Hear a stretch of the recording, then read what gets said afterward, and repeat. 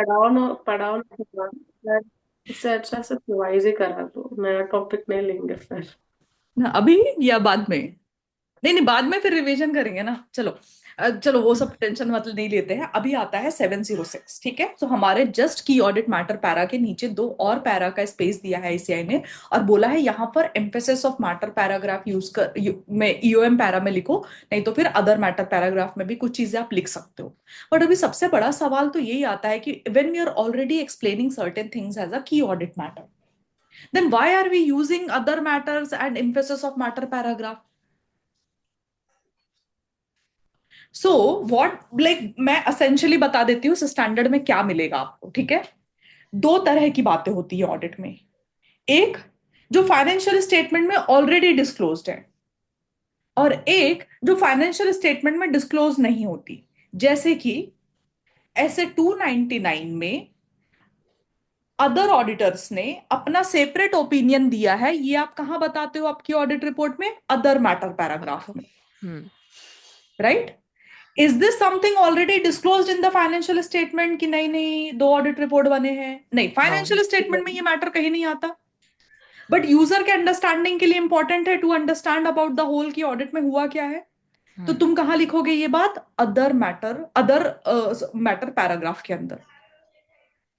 ठीक है, so other matter paragraph is normally used not related to the events in the financial statement, कि ये transaction हुआ, ये इवेंट हुआ, ये डिस्क्लोजर है, उसके लिए आप अदर मैटर पैराग्राफ यूज नहीं करते हो।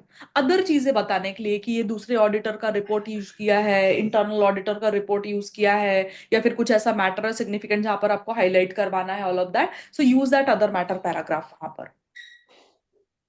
ठीक है, बट ये सब नंबर से रिलेटेड नहीं होना चाहिए, वैल्यूज नंबर से रिलेटेड नहीं। ठीक है, हम्म। मतलब वैल्यूज नंबर्स फाइनेंशियल स्टेटमेंट के डिस्क्लोजर वगैरह से रिलेटेड रिलेटेड अपने को इंपॉर्टेंट इंफॉर्मेशन देने के लिए एक और पैरा मिल गया।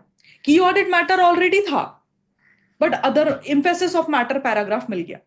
So the thing is, not necessarily it has to be like very significant, most significant, but हो सकता है कि still that matter is significant.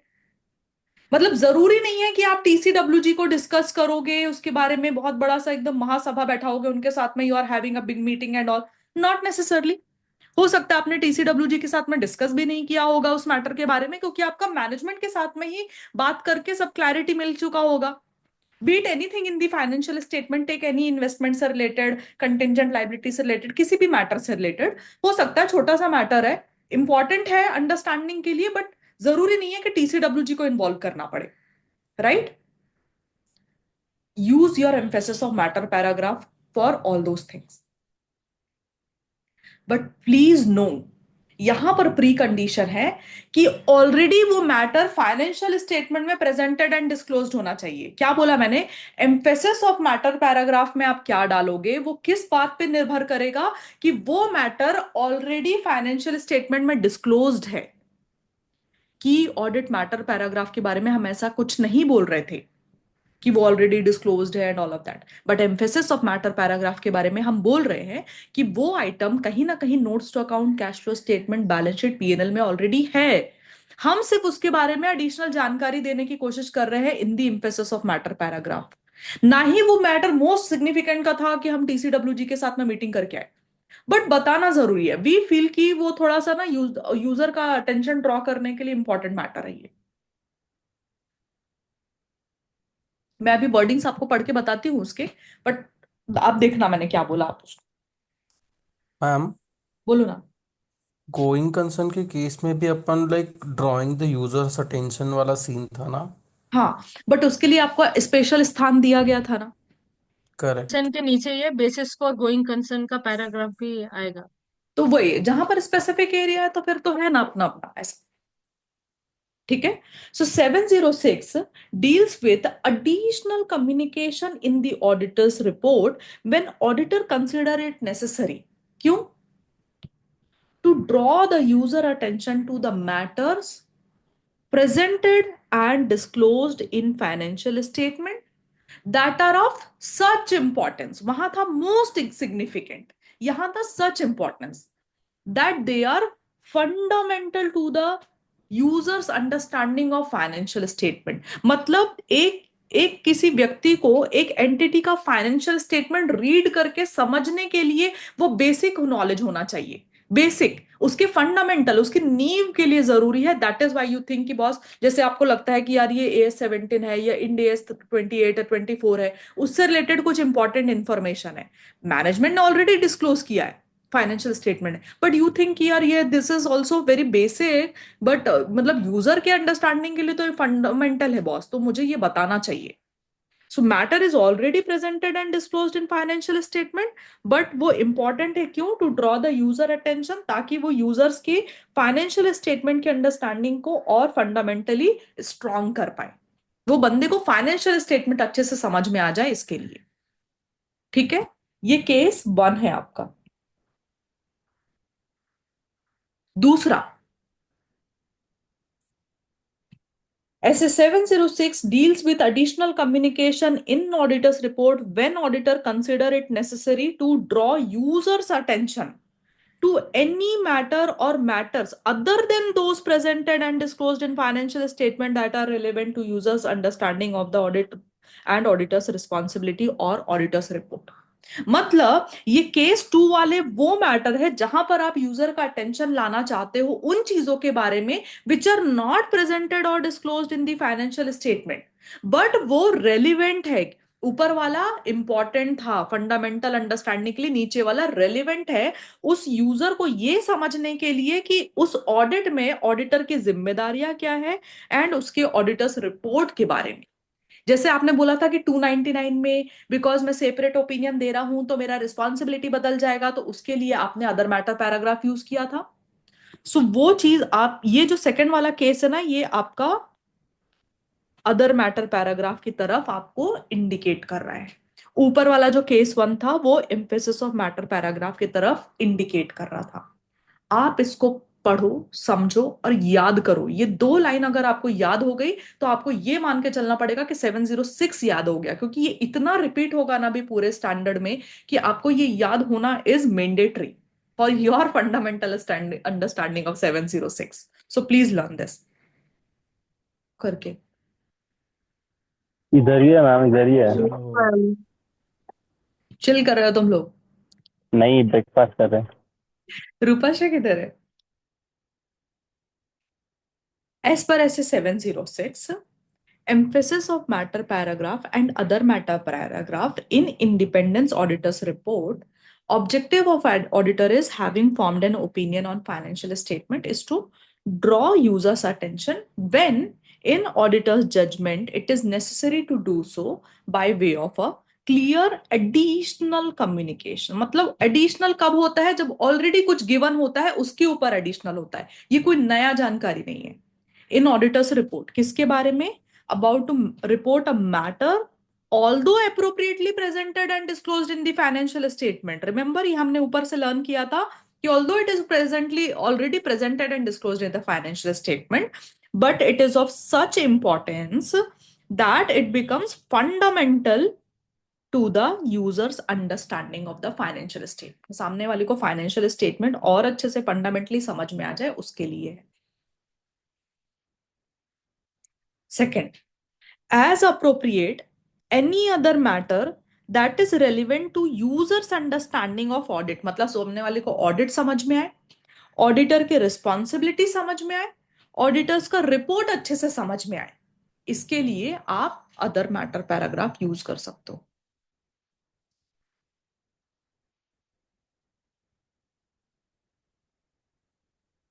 ऐसे 800 पढ़ा है आपने?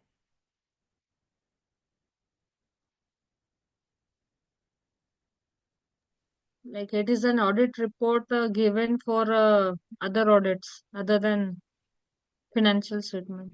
मतलब स्पेशल पर्पस फ्रेमवर्क के रिपोर्ट, Special purpose मतलब framework. It's a special purpose framework, मतलब वो डेफिनेटली ये वाला नॉर्मल जो फेयर प्रेजेंटेशन फ्रेमवर्क के हिसाब से अभी तक आप कंपनीज एक्ट को ऑडिट करते हुए आ रहे थे, या फिर अकाउंटिंग स्टैंडर्ड्स के हिसाब से नॉर्मली आप जो फाइनेंशियल बन रहा था वो नहीं है। There is a special purpose framework given to that entity, कि वो एंटिटी उसके बेसिस पे ही फाइनेंशियल स्टेटमेंट बनाएगी, और उसका अगर आपको कोई स्पेशल पर्पस फ्रेमवर्क ऑडिट मिलता है तो वो आप ऐसे 800 के हिसाब से डील करते हो। ऑडिट ही है, बट वो फ्रेमवर्क अलग है जिसके हिसाब से एंटिटी फाइनेंशियल्स बनाएंगी, ठीक है। सो अगर ऐसा कुछ एसपीएफ होता है ना, तो वहां पर भी आपको ऑडिट रिपोर्ट में मेंशन करना पड़ता है।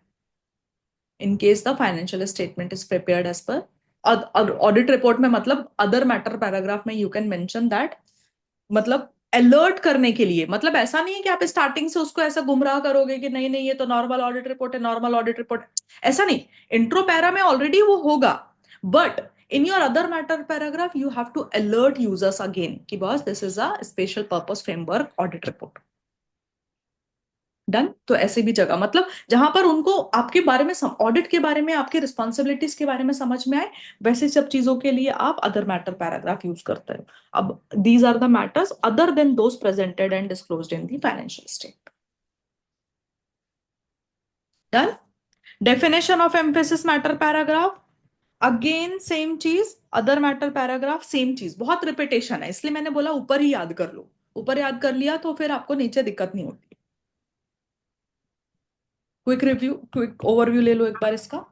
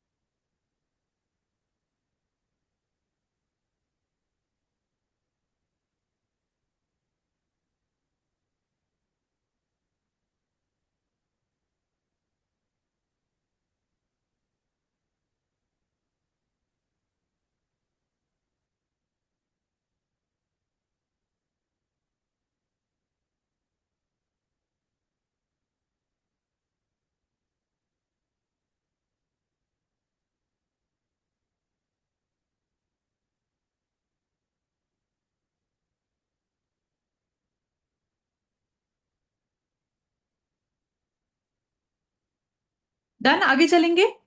चलो, emphasis of matter paragraph in auditor's report. If auditor consider it necessary to draw user attention to a matter presented and disclosed in the financial statement, which that in auditor's judgment is of such importance that it is fundamental to the understanding of users understanding of financial statement, auditor shall include EOM paragraph in auditor's report provided।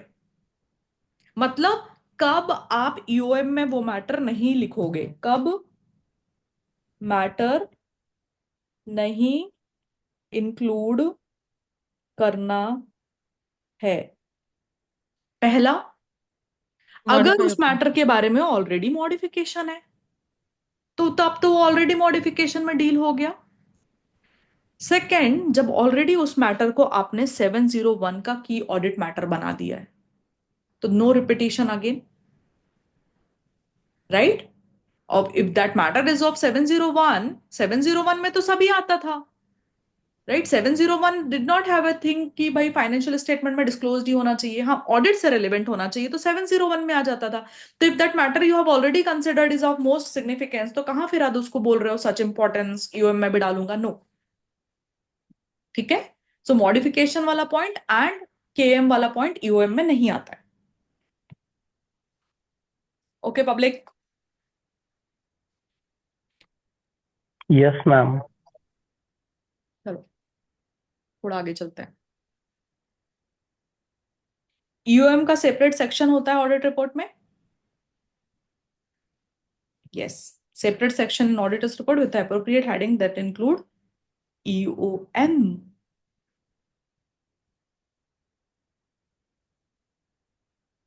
एक बात बताओ मुझे, EOM का pre condition क्या था?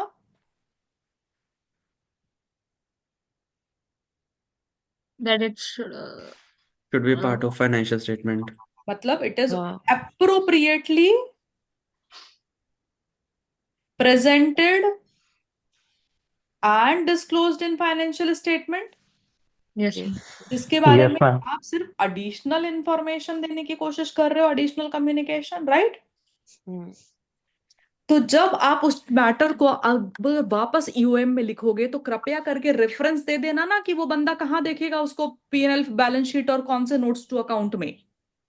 Give the clear reference to the matter being emphasized and to where such a disclosure that fully describe the matter can be found in financial statement. Financial statement में वो कहाँ मिलेगा? जब वो user उस matter को पढ़े तो फाइनेंशियल स्टेटमेंट में कहाँ है वो मैटर, कौन सा नोट नंबर है, कृपया करके उसका रेफरेंस दे दे.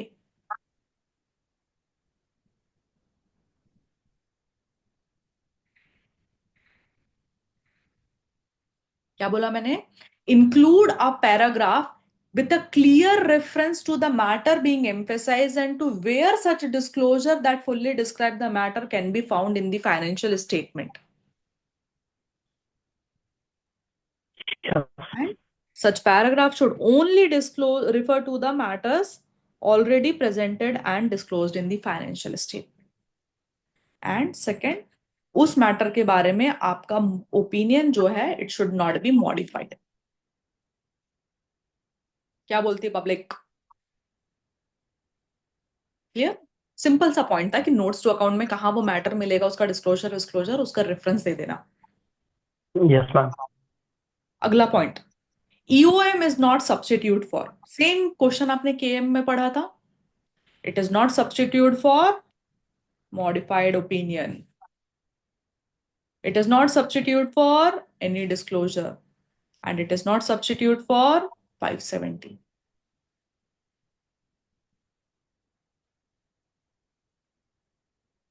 Easy peasy Same ही है. chapter. Same ही है. सेम ही है, कुछ लोड नहीं है. 70 खत्म होने वाला है. अदर मैटर पैराग्राफ की तरफ थोड़ा सा आगे बढ़ेंगे. क्या बोलता है? Yes, ma'am. If auditor considers it necessary to communicate a matter other than those that are presented and disclosed in the financial statement. Other matters मतलब ये financial statement में नहीं है, but auditor के judgment में यूजर के understanding से relevant है. ऊपर इंपॉर्टेंस वर्ड का यूज किया गया था, most significance, such importance, and यहां पर relevant. This is the keyword, that's how you use it. In auditor judgment is relevant to the users understanding of the audit. EOM में एक और उन्होंने वर्ड यूज किया था, एक तो सच इंपॉर्टेंस यूज किया था, दूसरा बोला था अंडरस्टैंडिंग के लिए फंडामेंटल है, मतलब इतना बेसिक इंफॉर्मेशन तो भी मालूम होना चाहिए था. यहां पर उन्होंने क्या बोला? ये रेलिवेंट है फॉर यूजर्स अंडरस्टैंडिंग. ऐसा नहीं बोला एकदम फंडामेंटल है उनकी अंडरस्टैंडिंग के लिए. ऐसा नहीं है कि नहीं बताओगे तो एकदम ऐसे ओ माय गॉड ऑडिटर ने ये मिस कर दिया, ऐसा कुछ नहीं होगा. ठीक है? Auditor shall include an other matter paragraph in auditor's report provided this is not prohibited by law, and when SA 701 applies, matter has not been determined as a KM to be communicated in audit report. तो वो matter KM नहीं होना चाहिए और matter law ने prohibit नहीं किया होना चाहिए, तो वो अदर मैटर पैराग्राफ में आ जाएगा. सेपरेट सेक्शन बनाएंगे उसका अदर मैटर पैराग्राफ की सब हेडिंग करके, साथ में हेडिंग के साथ में, मतलब नॉट सब हेडिंग. मेरा सवाल आपके साथ में क्या है? Can you surprise an entity by including anything in the EOM and other matter paragraph without disclosing them first? yes, Don't do that. we have to disclose. You have to always. मतलब disclose in the sense, go and tell them that what are you going to include in the audit report, ताकि उनको पता चले कि what they can expect from your audit report and wordings. आप क्या expect कर रहे हो आपके ऑडिट रिपोर्ट में लिखने का, और किस शब्दों में लिखने वाले हो, UM para, KM para, other matter paragraph में, या बेसिस ऑफ ओपिनियन में क्या डालने वाले हो। Always tell them, because there is always a scope of having that last discussion with the TCWG. They might try to change your mind, but never surprise them ki, oh my god, dhappa, opinion negative. That's not going to happen. It's not a professional way of working. No matter how much, whether you want to give a qualified report, adverse report, it is never a surprise report. Make sense? तो ma'am की audit matters और other matters दोनों ही communicated होते हैं TCWG को। हाँ, but की audit matter यहाँ पर पॉइंट क्या है कि ये आप, ऐसा नहीं है कि आपको ये पहले उनके साथ में डिस्कस करना है, फिर उसमें से मोस्ट सिग्निफिकेंट चुनना है और की ऑडिट मैटर में डालना। EOM is not like that. EOM और अदर मैटर इज सेइंग कि यू आर डिसाइडिंग कि वो फंडामेंटल है यूजर के अंडरस्टैंडिंग के लिए, और यू आर डिसाइडिंग कि वो रिलेवेंट मैटर है यूजर के understanding of the financial statement या ऑडिट रिपोर्ट रिस्पॉन्सिबिलिटी के लिए। आप कृपया करके और टीसीडब्ल्यूजी को बता दें कि आप ऐसा कुछ डालने वाले हैं, बट प्री कंडीशन नहीं है। वहां पर वो प्री कंडीशन था। ओके, बट डिस्क्लोज तो करना ही है ना डिस्क्लोज तो करना टीसीडब्ल्यूजी ही को। है, दैट इज द थिंग। मतलब वो तो like no matter what you have to talk about your audit report. Client जाने देगा क्या आपको? आप एक बात बताओ, ये सोच करके नहीं नहीं वीडियो हाँ ऐसा राइट। कुछ नहीं होने वाला है। बट इंटरनल ऑडिट रिपोर्ट देने के पहले अकाउंटेंट खुद ही बोलेगा कि पहले लिखने के पहले मैम बोलो, कुछ हाँ चेंज करना है तो मैं अभी चेंज कर हाँ लूंगा। एग्जैक्टली दैट, वो one last opportunity of being heard उनको मिलना चाहिए। ठीक है, वो होता है क्लाइंट के साथ में। That is a professional way of working, you always discuss. Okay, चलो एक बार क्विकली ओवरव्यू ले लोगे क्या? 2 पेज का स्टैंडर्ड है, आप पढ़ लो। ठीक है, अब इसमें मैंने कुछ भी राइटिंग वाला पोर्शन नहीं रखा था, क्योंकि एक बार जिसको केएम समझता है उसको ओएम यूएम आराम से समझ जाता है। इसके लिए पूरा पूरा आप जितना भी अभी लर्न कर सकते हो आप लर्न करो उसके वर्डिंग के साथ में। फिर मैं 710 में लेके जाऊंगी। 70 अभी जो है ना, 700 के सीरीज में ना, स्टैंडर्ड में क्या लिखा हुआ है वो उतना मायने नहीं रखता जितना आप आंसर में क्या लिखते हो वो मैटर करता है। वहां पर ना आपको ओपिनियन ड्राफ्टिंग वगैरह आता है, किस वर्डिंग्स में आप के एम ईओएम लिखोगे, किस मैटर को आप क्या कंसीडर करोगे, वो गेम है। So it's a more of a analysis. Inter के लेवल हाँ पे लगता है कि यार ये कॉपी पेस्ट आ जाएगा, ऑडिट रिपोर्ट बनाने आ जाएगा, ये केओएम के पर्पस ऑफ कीओएम केएम पूछेंगे या यूएम इसका सब्स्टिट्यूट नहीं है। ऐसे सब चीजें सीए फाइनल लेवल पे आती नहीं है। You should just know the fundamental so that you can tackle those heavy questions letter. ठीक है, yes. Please revise this. कुछ बोल रहे थे अभी आप? No, I just said yes. Okay, I am pausing the recording. हाँ, आप रीड करो। Yeah.